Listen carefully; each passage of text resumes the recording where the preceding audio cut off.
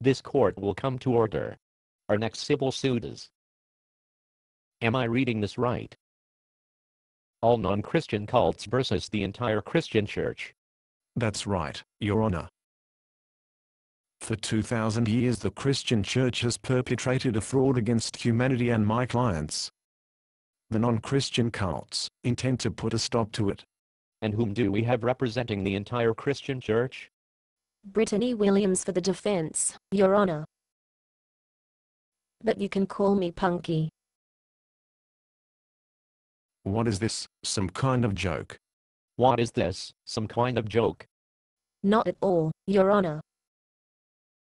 My dad was scheduled as defense counsel. And he said a child could defend the Christian position. So, here I am. Your Honor, this is obviously a ploy, so that Christians will have grounds for appeal on the grounds of inadequate counsel. This is highly unusual. The court may rest assured, Your Honor. My client hereby waives its right to subsequent appeal. So it says. Well, it looks like the plaintiffs won't have to worry about an appeal, counselor. This is obviously a publicity stunt to garner public opinion in the press. Is that true? Not at all, Your Honor. My dad merely wants to emphasize that the Lord always puts the goodies on the bottom shelf, so that everyone can reach them.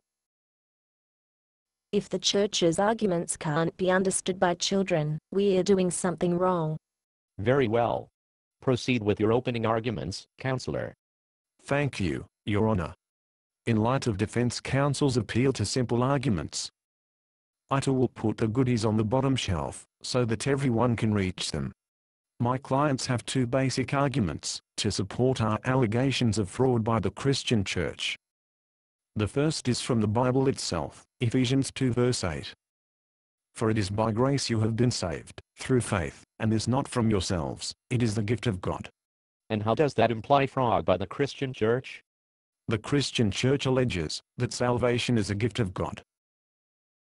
If I tell you I'm giving you a gift of money, but I take the money from someone else's wallet, that's not a gift, it's theft.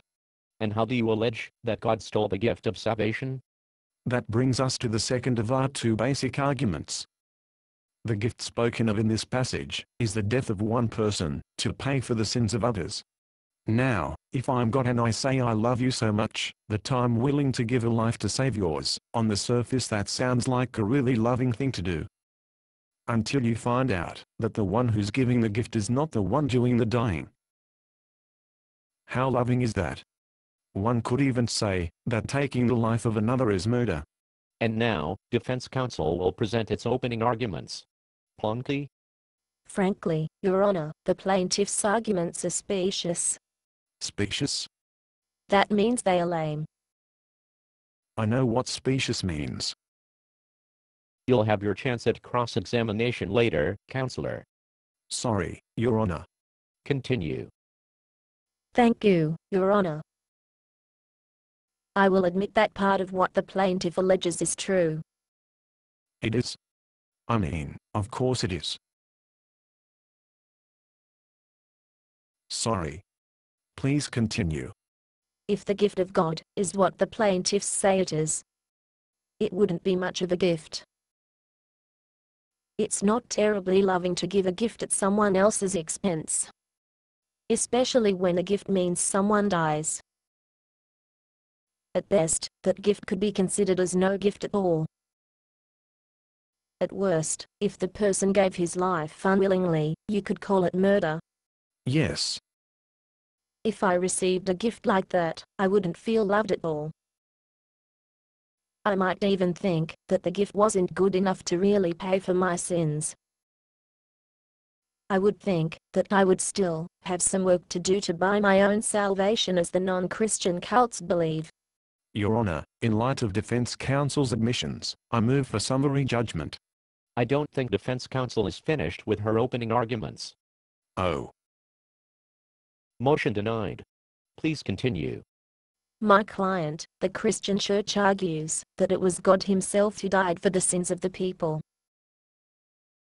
And there is no greater gift, no greater love than to lay down one's own life for his friends. To wit, we hereby submit Defense Exhibit A. A sworn statement by the prophet Isaiah, who quotes God as calling himself the Savior. And Exhibit B, a sworn statement from Jude. The writer of the New Testament makes the same claim. Both exhibits state unequivocally that there is no Savior but God himself. Let me see that. That can't be. We also submit Defense Exhibit C. A sworn statement by Apostle Paul that states unequivocally that Jesus is God, the Creator of the universe. That can't be. We also submit Defense Exhibit D. A sworn statement by Apostle Peter that states unequivocally that Jesus is God over all. Rebuttal, Counselor? Well, there it is in black and white. How could my clients have missed this? This is impossible. My clients allege that Jesus was an angel, perhaps an archangel or the spirit brother of Satan himself. Can the plaintiffs submit exhibits from the Bible supporting such a notion? Clear, unequivocal scriptures that you find on the bottom shelf? Well, no. Your Honor, as the defense exhibits clearly show, the life given for the sins of others was indeed the life of the giver himself, and therefore a true gift of love. I rest my case. Is there any evidence from plaintiff counsel? Well, no. But they sounded so convincing. They are such nice people. Very well, noting a distinct lack of evidence for plaintiff's position and a preponderance of evidence for the contrary, I hereby find for the defense. This case is dismissed. Hey, kid, you did pretty good for your first day in court. It was good stuff. Based on a play by Bob Snook. Conditions for use: do not sell any part of this script, even if you rewrite it. Pay no royalties, even if you make money from performances. You may reproduce and distribute this script freely, but all copies must contain this copyright statement.